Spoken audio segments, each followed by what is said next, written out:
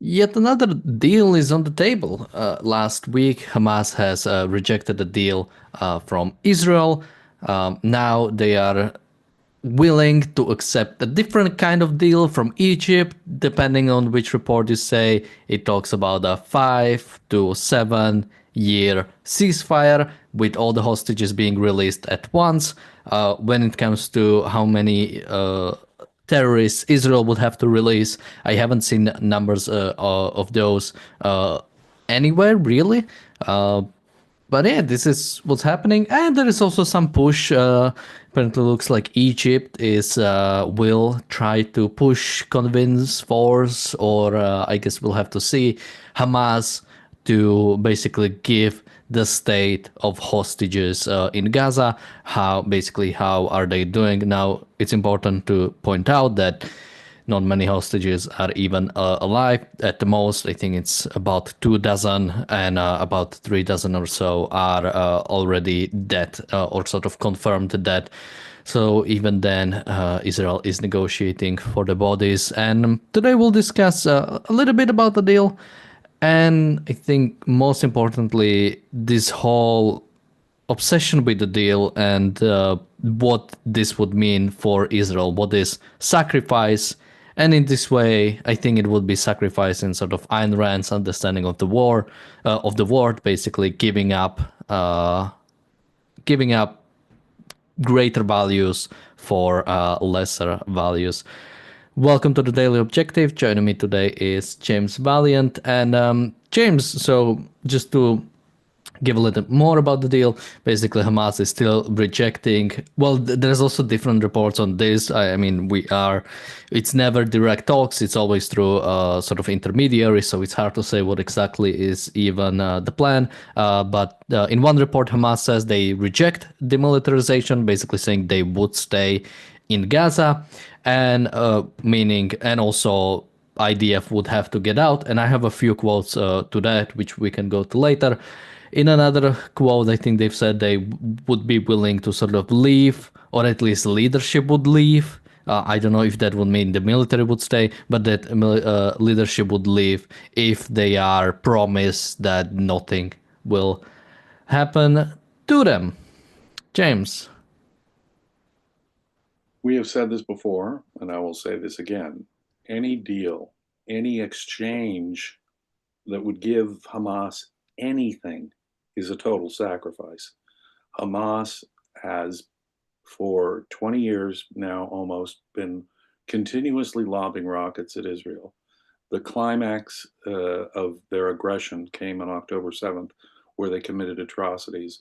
The existence of Hamas, to compromise on the continued existence of Hamas, is a sacrifice. To say, well, it's the hostages, we have to do it for hostages. Well, now you're saying that it's okay for them to take more hostages, to release hundreds, thousands of Palestinian criminals, terrorists, so they could reconstitute and do another October 7th.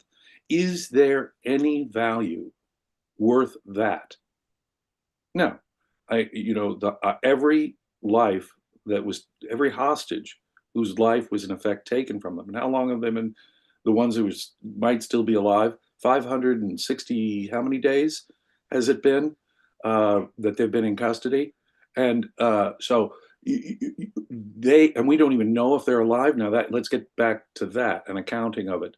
In the long run, it may be difficult for some people who are not conceptual mentalities to see the long run disaster of doing any deal with these people, any deal that might give them any reward or any benefit for what they've done, dooms us to more murder, to more hostage taking in general. Any compromise like this, like saying, well, I'll give up these unknown potential future hostages, unknown potential future lives, mutilations, babies with heads bashed in, women getting raped, bodies being mutilated, more hostages taken. So how much more of that are these hostages worth it? Well, I'm not going to make that calculation. None, zero, zip. Okay, it may take a long range conceptual mentality to grasp our very hard, but very, I mean, you talk about being realistic, But the realist view of this is there is no benefit that Hamas can give us, including the lives of the existing living hostages, that are worth an indefinite number of lives in the future that must be taken should Hamas survive, should Hamas get rewarded at all. But now let's consider not even these long-term conceptual considerations, an accounting of whether they're still alive, who they are, where they are. We don't even know what we're getting. Even in the short term, this is madness. It is in the short term, it is utterly insane to negotiate. Okay, we'll release so many hundreds or so many thousands of Palestinians. We'll let you survive for 6 months, 5 years, 7 years. For what? We don't even know what we'd be getting back. A bunch of dead bodies that have been tortured and starved? If they can't even if part of the deal itself isn't accounting for the value that we would get from such an exchange, it is obviously insane and suicidal. You mean just to tell me how many hostages you have, where they are, and if they're alive is a big problem. Then we don't even know that there's a value that they can give us in exchange. Now, obviously, a 5-year ceasefire is to allow Hamas to re-entrench and regather their power. Any deal that would allow Hamas leadership to remain there, on the face of it, again, I don't care how long-term or conceptually difficult this might be for you to see, it is absolute sacrifice and suicide on the part of Israel to take the deal. But in its context where they can't even tell us how many of the hostages are still alive, or that they're alive, or who they are, we don't even know the value we'd be getting in exchange. No, a 6-month ceasefire is intolerable to me.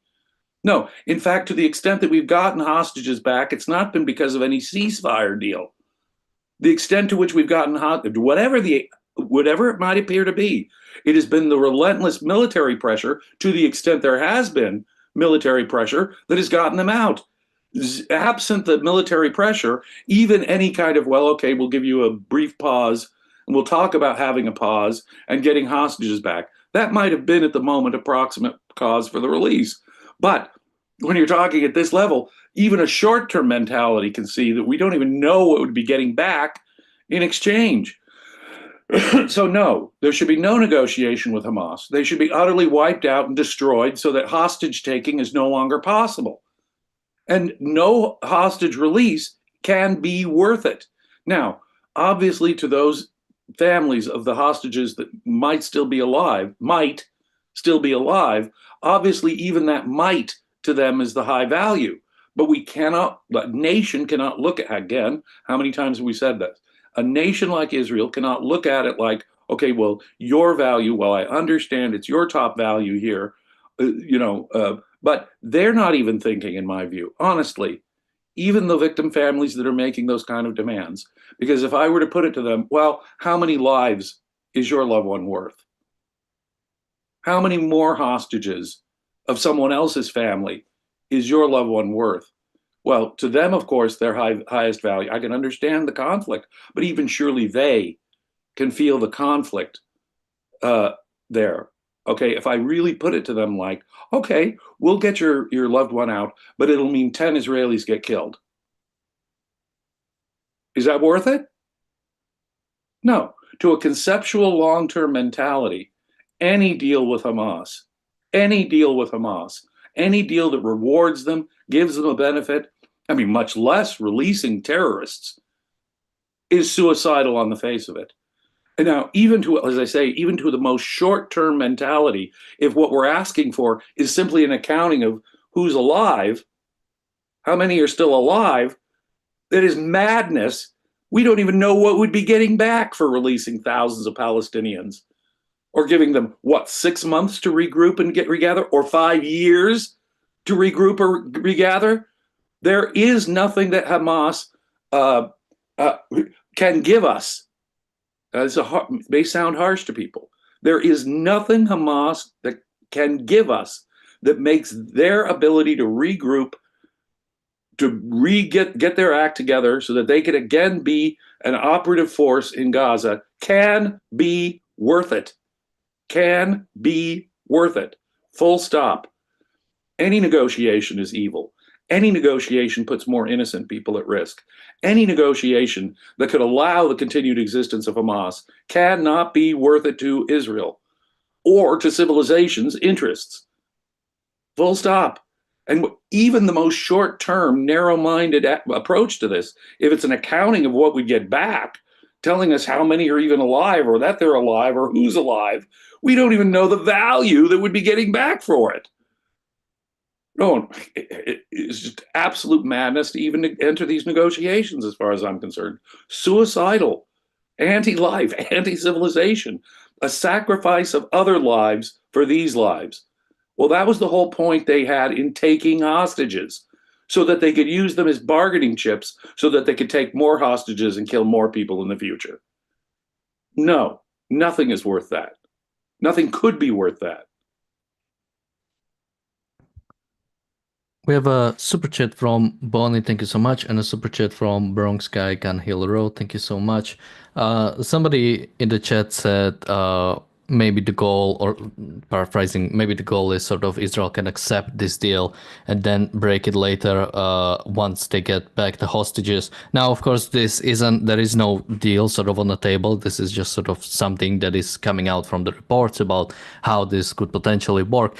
So we don't know when sort of the idea would be that hostages would be released all at once. And there is also that 5-year ceasefire there.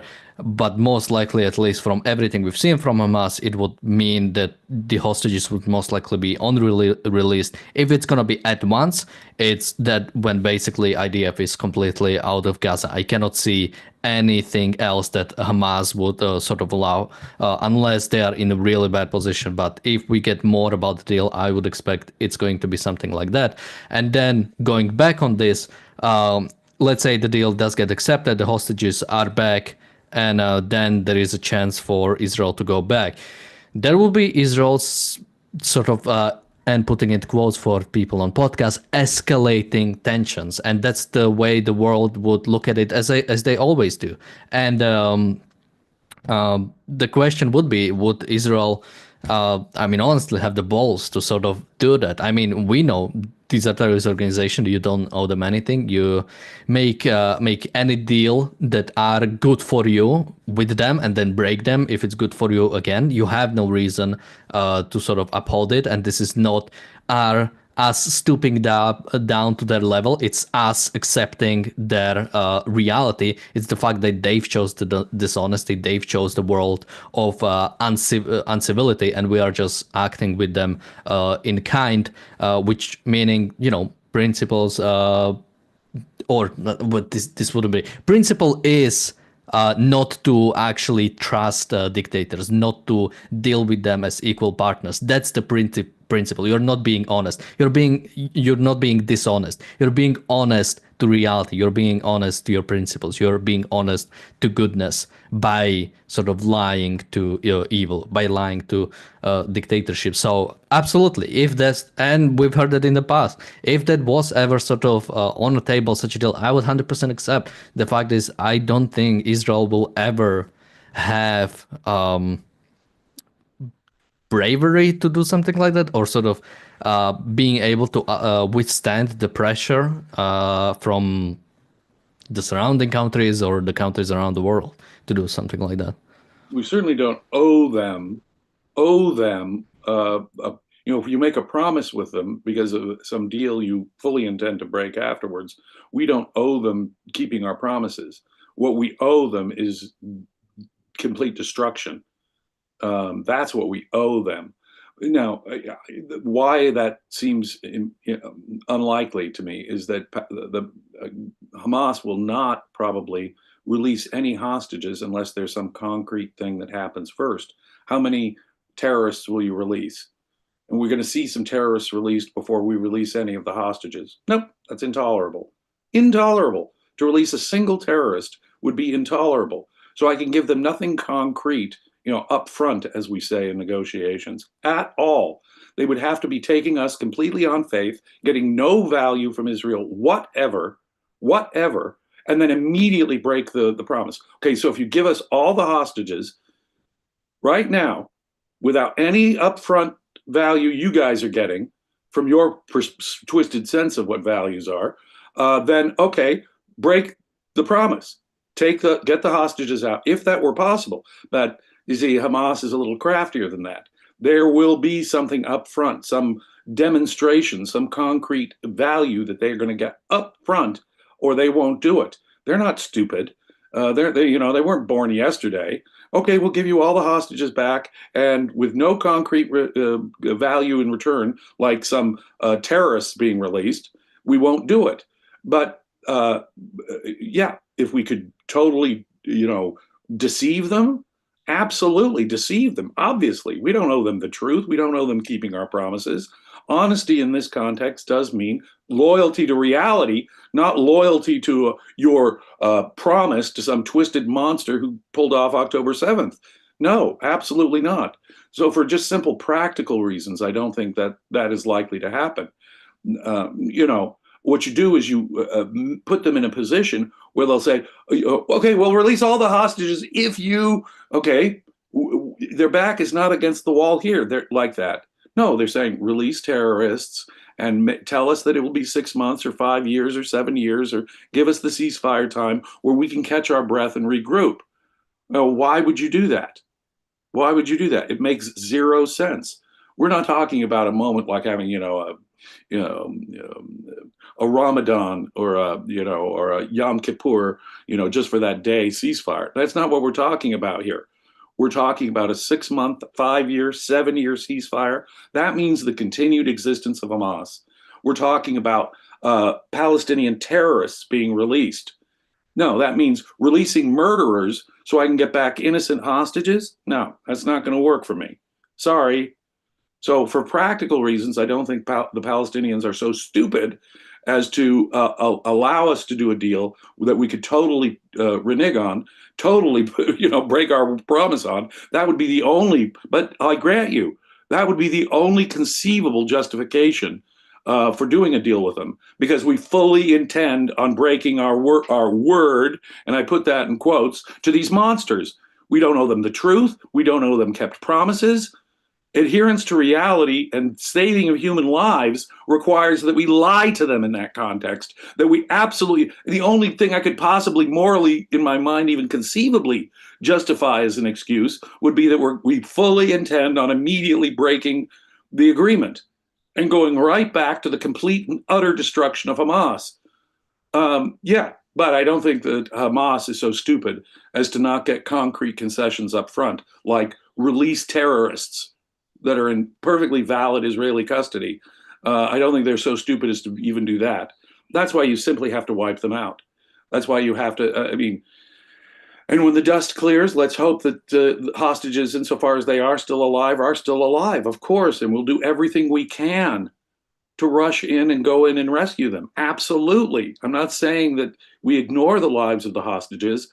It's just that it is impossible to say that this hostage's life is worth more hostages being taken in the future, more October 7th happening in the future. I could perfectly sensibly talk to the mother of a hostage and say, just how many other mothers are you willing to have to put through this in exchange for your loved one? It is hard reality, but it's not a hard reality we created. It's the hard reality that those monsters who perpetrated October 7th put us in. We have a super chat from PC. Thank you so much. She says, James, I enjoyed your talk earlier. Was watching silently. Of course, we did a Unity in Epistemology and Ethics. That's Leonard Peikoff's course, and we are doing a study group on it. We'll actually be wrapping up in the next week. It's not a long thing. I think we did 4 sessions so far, so wrapped up in 5 sessions. It's only 4 lessons. Definitely recommend becoming a member on the website or a YouTube member to be able to watch it just like PC. And we have one more super chat from PC. Thank you so much. He says, Rome was not built in a day, but Palestine was, and laughing and crying emoji. The fact is that Palestine was never built. There is nothing really there. I always like to say that GDP of Palestine, and again for podcast people, putting it in quotes, or the Palestinian territories, or whatever you want to refer to them, is like a rounding error when compared to GDP of Israel. It is really like okay, it's a bit more than a rounding error. It's not that crazy, but it's really laughable compared to Israel, because again, they are not producing. They don't even have enough work for themselves. They have to work. Before October 7th, you had tens of thousands. I think maybe like 80,000 every day people from Gaza going into Israel to work, because there's simply no work in Gaza. That's not the sign of healthy society, where you have to send your people to work somewhere else. That's not a sign of healthy economy. Uh, Their so society is not a civilization. If civilization is the production of values that further the lives of the people there, they do not produce values at all. No, they are a giant parasitical suck of values on everyone else. They have to be fed from outside. In fact, that's what the world demands, that we send in food and medicine and fuel, values that other people produce. They are parasites on the actually productive human beings in this world. They demand as a right that you feed them, keep them alive. So for what? Their society is all geared around the destruction of Israel and the killing of Jews. That is their entire raison d'etre. That's it. That's it. So they're not a civilization. They may be a society in the sense that they're organized around violence and they have a hierarchy of, leadership and so forth and procedures for doing this. And they teach people how to build RPGs. That is not civilization. That is some form of human organization that is nothing but parasitical on the values of actual civilization, which produces things like, well, food, medicine, fuel, all the things they demand be provided them at the expense of other countries. Why? So they can survive to carry on their jihad in their martyrdom, crusade to slaughter Jews, Israel, and the long run goal, civilization as such. So that's not a civilization. That's an anti-civilization. I suppose in one bare sense, it could be called a society, but because there's some sort of organization, but their organization is all geared around violence, death, destruction, based in this tribalist mysticism that is the basis of their philosophy. The philosophy that, sure, they're brainwashed into, the kids, obviously, but, every adult human being alive in the 21st century has a responsibility to figure these things out. And let me suggest that before you go slaughtering people, killing people, these people had a moral obligation to figure it out. And insofar as they did not, they are evil people. And insofar as they do attempt to kill people, as you pointed out earlier, the only correct response, they have dictated the terms. They have dictated the terms and conditions under which they can be dealt with. Force, full stop. And they have to first of all, their capacity to wage force has to be stripped from them, or they have to surrender.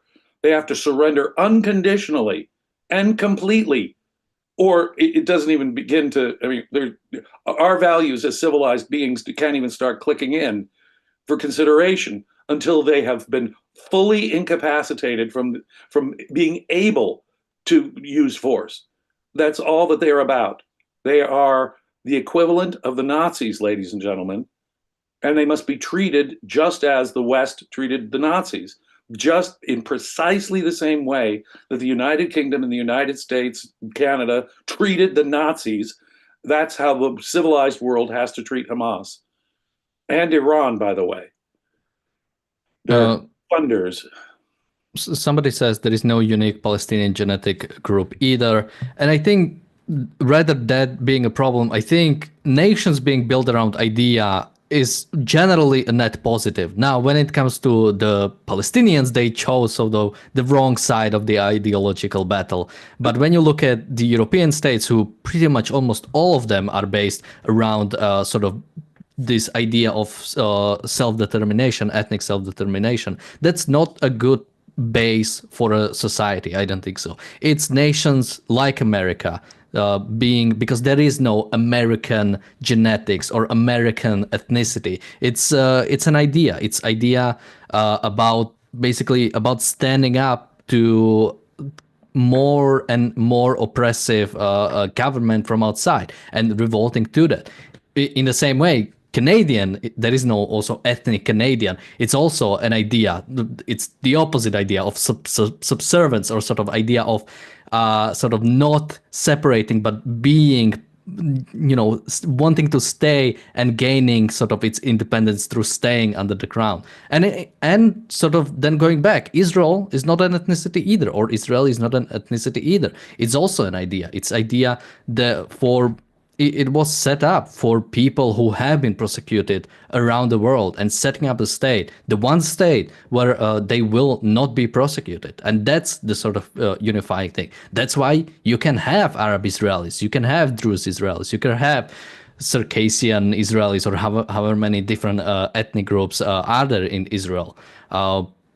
And in the same way, you can have sort of like Palestinian Christians, Palestinian Arabs, and Palestinian different sort of ethnic groups, because the unifying thing there is their resistance to Israel, their wanting of to completely destroy Israel. It's a bad ideology, but it's an ideology which generally I'm more in favor for a basis of a state, rather than, because then the only thing we have to do is destroy that ideology to destroy the Palestinian state. The only way to destroy the sort of Palestinian state or Palestinian idea, if it was an ethnic sort of ethnic thing, would be to get rid of that ethnic group, right? There is no other way to sort of get rid of that idea, which is unified with the sort of genes, or whatever you want to, the blood. The blood. Well, Christianity, there are Christian Israelis, there are Druze Israelis, there are Muslim Israelis. In other words, being an Israeli is not to be equated with being Jewish. But even being Jewish is not a racial thing when you understand the meaningful concept race. There are European Jews, there are Sephardic Jews from the Muslim world, there are sub-Saharan African Jews. There are, even being Jewish is not a racial thing, except to those like Hitler who start treating it as though it's a racial thing. And that's where you get to the slippery concept, ethnicity, which is really kind of a dubious concept on the face of it anyway. But wait a minute here. If we're talking about however you define race, however you define ethnicity, it is not a morally significant concept. It is not something that you choose.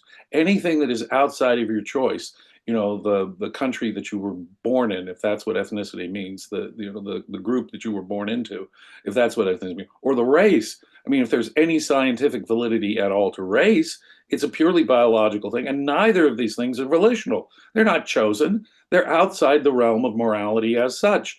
If you're using concepts like race and ethnicity as morally significant concepts, you're already way messed up. You're blaming people for unchosen characteristics, and crediting other people for unchosen characteristics. But the people of Morocco, the people of Egypt, the people of Jordan, the people of Saudi Arabia are Arabs who tend to be Muslims, overwhelmingly Muslims, Arab Muslims. These are just another group of Arab Muslims that didn't even gain an ethnicity until after the existence of Israel. They weren't even Jewish Palestinians, when it was the Palestinian Mandate under the British, were just as much Palestinians as Arab Muslims. No, they were the ones who imposed the racism here. They were the ones who said, oh, no, well, Arab Muslims versus these Jewish people, some of whom are immigrants to this place, that's the problem. Well, you've already been sucked into their mysticism, their collectivism, their tribalism, their racism, all born of this religion. Now, does it make sense to have, national borders between even Arab Muslim countries? Yeah, I can understand the difference between a Moroccan and an Egyptian, but that doesn't, all that tells me is you're living in Egypt over here. There are cultural differences, I understand. They may have a nuanced difference between a Moroccan Arab Muslim, an Egyptian Arab Muslim, and someone from Saudi Arabia who's an Arab Muslim. But all that you're telling me is the government and the slight cultural variations within that group. With Palestinians, I don't even see that difference. Tell me, if someone could please explain to me what the difference between, say, Egyptian and Jordanian Arab Muslims are and Palestinians. No, Palestinians are simply the ones there who are immediately approximate to Israel and therefore have dedicated their lives in a fully racist way based on mysticism and tribalism in their fight against the very existence of Israel. The only meaning that you could even give to the grouping Palestinian is those right there who are trying to destroy Israel.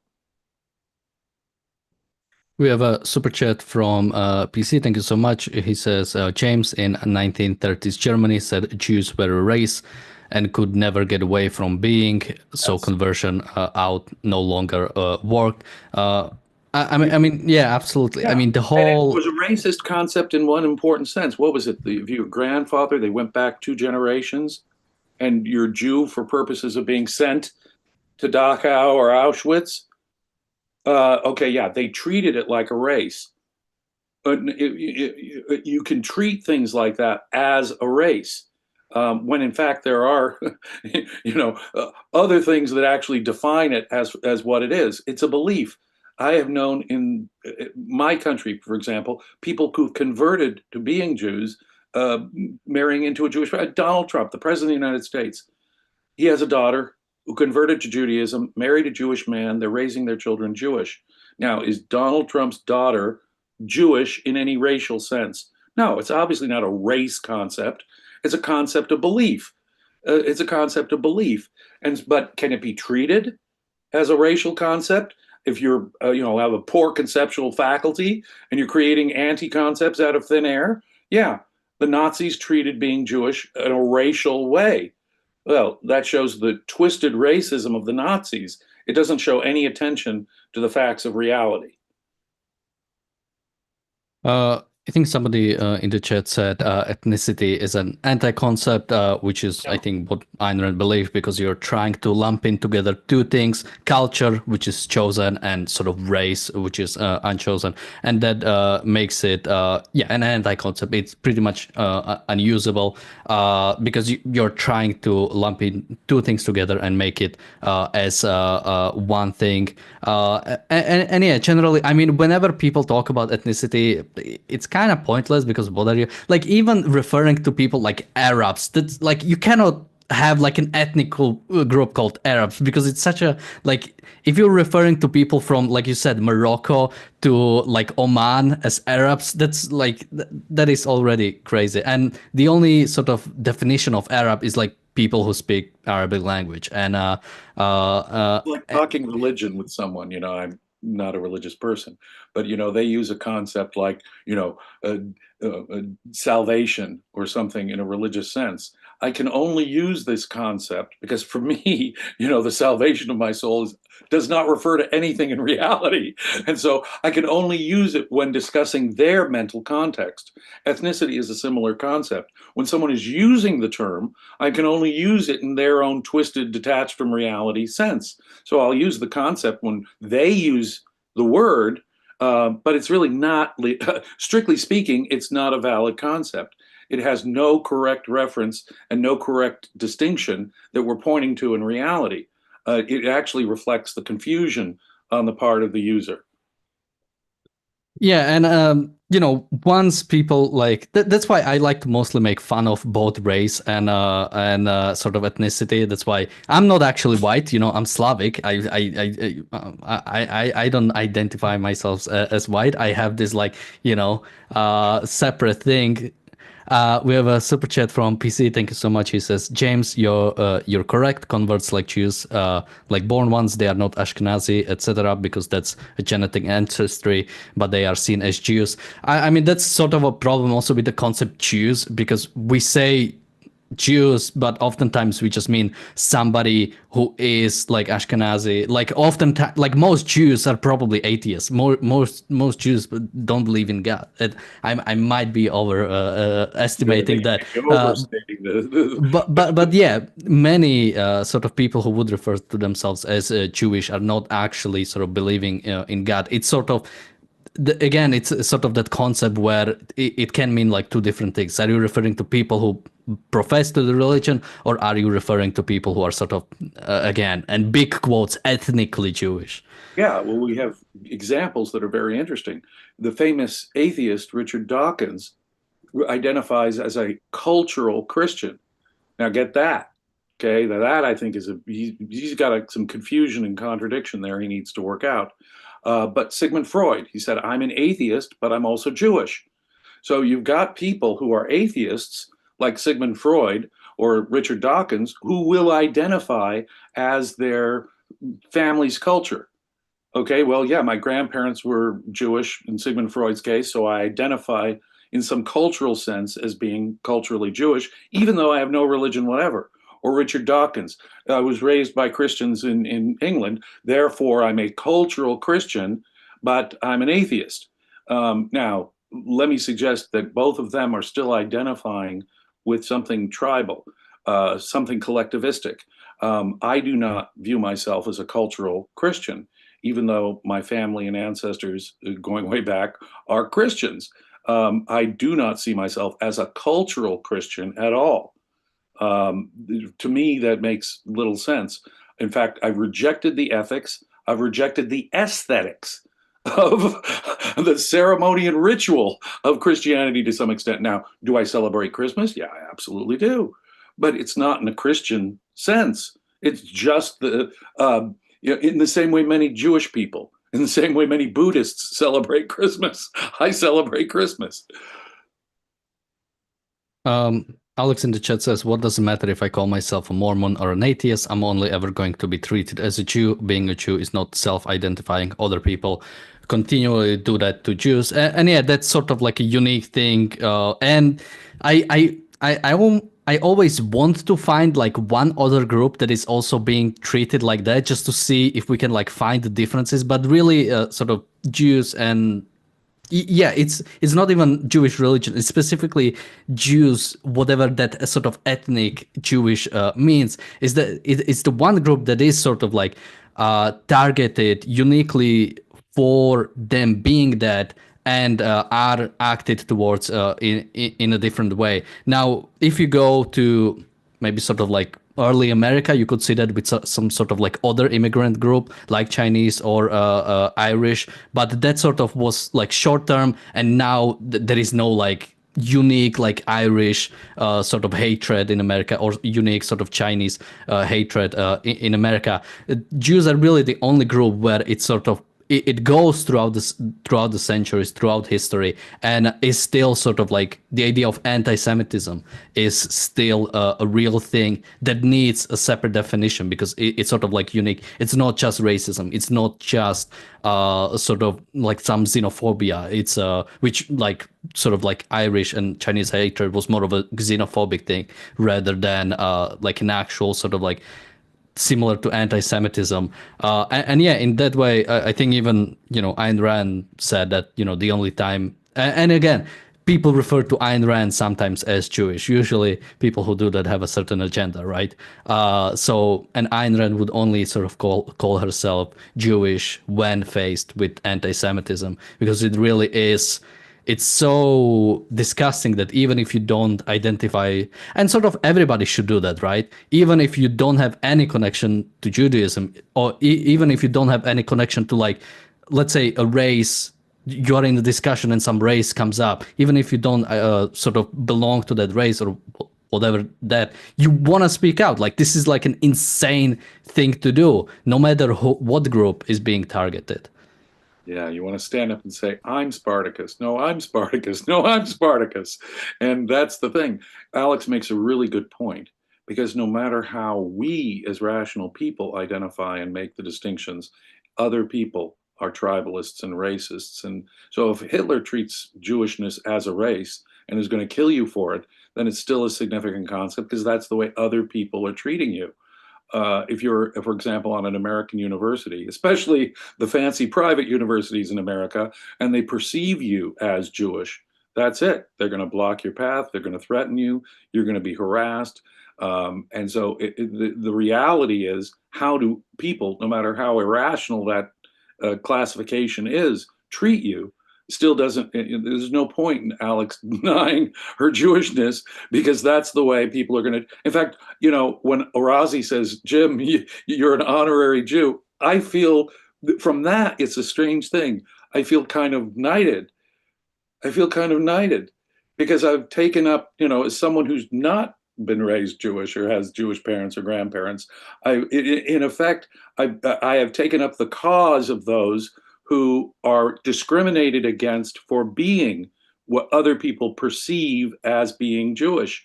In my country, we had a dark, horrible history when it came to racism against African Americans. And in fact, there was this racial ideology, where they'd actually break down how much African blood you have. So you'd be a mulatto, a quadroon. They had this whole, raceology, meaningless in any ethical sense. And fortunately today, meaningless in a significant political sense. But, as I say, today we have and we've discussed this on the show recently, today it still matters that you're Jewish. The majority of hate crimes that happen in my country, collectivist motivated crimes in this country, Jews are the victims of. That's where the uh, collectivist tribal animus still exists in Europe. That's where the collectivist tribalist animus that's rising, unfortunately, on American college campuses comes from, being Jewish. It's synagogues that get targeted. It's people who are perceived as Jewish by these collectivist monsters who are targeted. And yeah, Ayn Rand, people would, it's interesting because a very good friend of hers, mind you, a woman who'd known her and had all kinds of conversations with her over a period of years, and they'd corresponded when they weren't close, and they regarded themselves as good friends. And she had no idea, this friend of Ayn Rand's, that Ayn Rand came from Jewish background, which shows you how little emphasis Ayn Rand ever put on it, so that someone who had known her, a friend of hers, could say, assume that she wasn't Jewish, and then make this woman, by the way, I don't think she was particularly racist, but she made a horrible anti-Semitic remark in Ayn Rand's presence. Ayn Rand introduced her to one of her Hollywood friends, the writer Maury Riskind, Pulitzer Prize winner, very important writer in Hollywood. And Ayn Rand introduces Isabel Patterson to Maury Riskind, and she gets her, alone in the kitchen, says, well, what do you think of Maury? And Isabel Patterson, as the story goes, says, well, I don't like Jewish intellectuals. Ayn Rand immediately snaps back, well, then you don't like me. And, three cheers for Ayn Rand in all those senses. To her, it was so unimportant that someone who was a friend of hers for years wouldn't even know that she was Jewish. She's just a Russian immigrant or something with that accent. But then the minute the person uses some kind of collectivist slur, Ayn Rand is, nope, then you hate me. Full stop. And that's, I think, how an individualist would approach such a topic. Yeah, and when you talked about sort of being an honorary Jew, I'm sure the troll who calls me a wannabe Jew under every single video we do is going to go crazy over that. So thank you for giving him that ammunition, mostly for fun. I think Bonnie in the chat said that maybe sort of Black Americans or African Americans in America have been treated the same way. But even there, it's sort of, when it comes to that treatment, or even sort of let's say even in the current date, it's always sort of like African Americans. It's not Nigerians. It's not people actually emigrating sort of recently. It is that specific, like, and that's the difference, right? For when it comes to anti-Semitism, it doesn't matter if you lived in the country forever as a Jewish person, or if you just recently immigrated, or if you've never been there. There is sort of like a hatred of like, there is no sort of like anti or Afro-American like racism in like Africa, right? Because there is, like, the concept of Afro-American is specifically unique to America, while the anti-Semitism is a universal thing, unfortunately. Agreed. Now, I'm not saying that there aren't cultural observations you can make. America is what they call a melting pot, where there are all kinds of immigrant groups to the United States coming from all kinds of nations, continents, races, and so forth. And there were certain associations. Let's stick to, say, the Irish. There's the stereotype of the Irish police officer in America, the Irish cop. And in cartoons or in movies, the cop on the beat will have an Irish name, and sometimes even an Irish accent, right? Because the two are associated. Now, is that association based on something in reality? Yeah, it is. Many Irish immigrants went to work for the government and were police officers or were involved in politics. So is there a disproportionate number of people who have ancestors from Ireland who were involved in politics and law enforcement? Early on, yeah, that was the case. And you can make that statement and you can maybe give me a cultural reason why there's that association. But that is over time, that breaks down.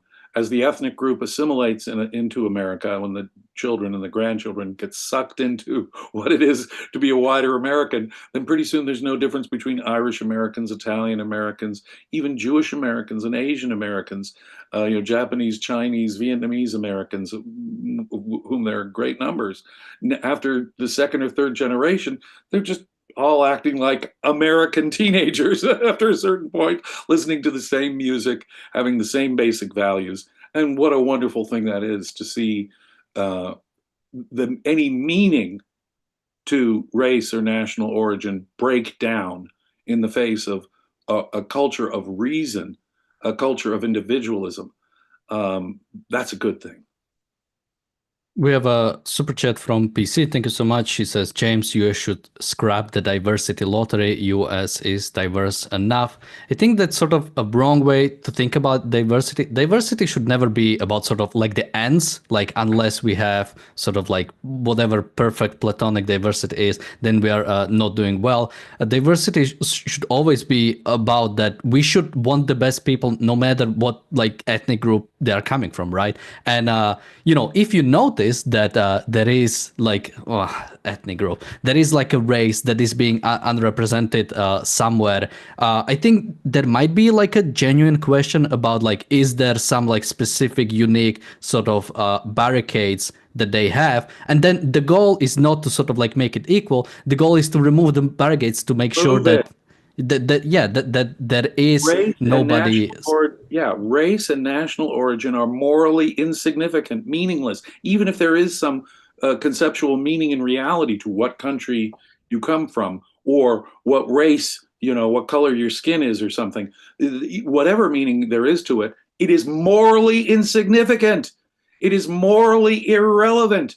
Now, let's take the other part of the definition, the mixed, package deal that ethnicity represents, someone's culture, insofar as that culture still has a hold on you.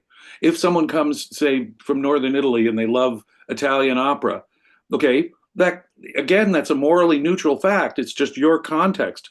I come from Milan and I grew up going to La Scala, and so I have a love for Puccini and Verdi that happens to be associated with my ancestry. But you know something? I'm not Italian. I love Puccini operas. Does that mean this whole concept of cultural appropriation? Culture is there to be appropriated. I'm going to pick and choose. I'm going to steal everything I find of value from any culture I want in this world, and they don't have some collectivist claim on it. If someone were to say, hey, your love of Puccini, Jim, is cultural appropriation from Italians, I would say that is morally insignificant. I'm sorry. I'm going to enjoy the Puccini just as much as any Italian can enjoy it. I'm going to identify with the music if I like the music of Puccini. And it has nothing to do with my race, my national origin. It's just that Puccini has a value. So this whole thing of cultural appropriation is really where you see this tribalism kick in ugly, ugly ways. Can I not learn many of my best teachers have been of Jewish origin. Am I culturally appropriating from Jewish people? I do. If so, then I'm nakedly culturally stealing. It's cultural grand theft that I'm engaged in. Do I enjoy sushi? I love Japanese food. I love Italian food too. But or poetry. If I'm not from Great Britain, do I have a right to enjoy the poetry of William Shakespeare? If I'm not from Scandinavia, do I have a right to enjoy the music of Grieg or the plays of Ibsen? Well, wait a minute here. It's not as though British people own Shakespeare, Scandinavians own their cultural achievements, or Russians own ballet. Can I? Can most people who study ballet in my country do not have either Russian or French background. They just want to study ballet because it's a beautiful thing, it's a cool thing, and they want to excel in it. Uh, cultural grand theft. I'm all for it. Where it's a real value. Where it's a real value. Yeah. No, this concept of ethnicity is a ridiculous package deal. And if anyone is telling you, wags a finger at you, well, you're culturally appropriating from somebody. The correct word is F off. The correct response is F off. I'm going to take I'm going to take and use and make my own any value, and it doesn't matter what nation or the race of the person who came up with it. Full stop. Yeah, you don't have to be British to enjoy a really, really bland food. You can be whatever. Well, that old joke that I told a while ago, is British food really, is English food really that bad? And the joke response is, if prepared properly. No, no, take that back. You can like fish and chips, you can like steak and kidney pie, and you don't have to be English. You don't have to be English to enjoy a good steak and kidney pie, if that's what you like, or fish and chips. It's absurd. Or a nice high tea, properly done English tea, with the nice tasties and stuff, the cucumber sandwiches and the lovely cakes that go with it. I can enjoy a high tea, in the late afternoon and not be British, right? I mean, it's absurd. It's insane. It's like saying, well, I can't have, sauerkraut and potato pancakes if I'm not German. It's absolutely bonkers. That's the collectivism. That's the tribalism. Although when it comes to steak, anything beyond medium rare is of course a crime against humanity. We have a super chat from Alex. Thank you so much. She says Palestinians don't say Israeli; they only say Jew, even to Druze or Christian Israelis. And yeah, I always remember the story from one of the Arab hostages in Gaza, who was wondering if he would get any sort of preferential treatment. And basically, no, he was treated as a Jew. Because that's the way Palestinians, the sort of racist, I mean, that's what it is, racist mindset that they have. They treat all Israelis are basically Jews and use it interchangeably. Because again, it's an ideological thing. There is no, it is not based around any sort of culture beyond the sort of culture of standing up to Israel or trying to destroy Israel. That's it. They try and use outside, in America, are you a Zionist? Because there's plenty of, self-hating Jews, as we've covered, the Finkelsteins of this world, Professor Finkelstein. So they'll just try and distinguish Zionist from Jew. But what they really mean is, in most cases, Jew when they say Zionist. And so if I say, no, look, I'm a proud Zionist, they'll say, oh, well, you should be, in effect, that puts me already in the basket of being treated like a Jew in many people's minds. A very interesting thing, because it is a collectivist tribal thing. But notice how ethnicity does confuse the two things. Your birth conditions and ancestry beyond your control, and culture, which we choose. And so if I'm saying I prefer Israel's culture to the cultures all around it, well, that's good enough for them. I'm an Israeli, I'm a Zionist, I must be, in effect, treated like a Jew. And so Alex makes a really good point.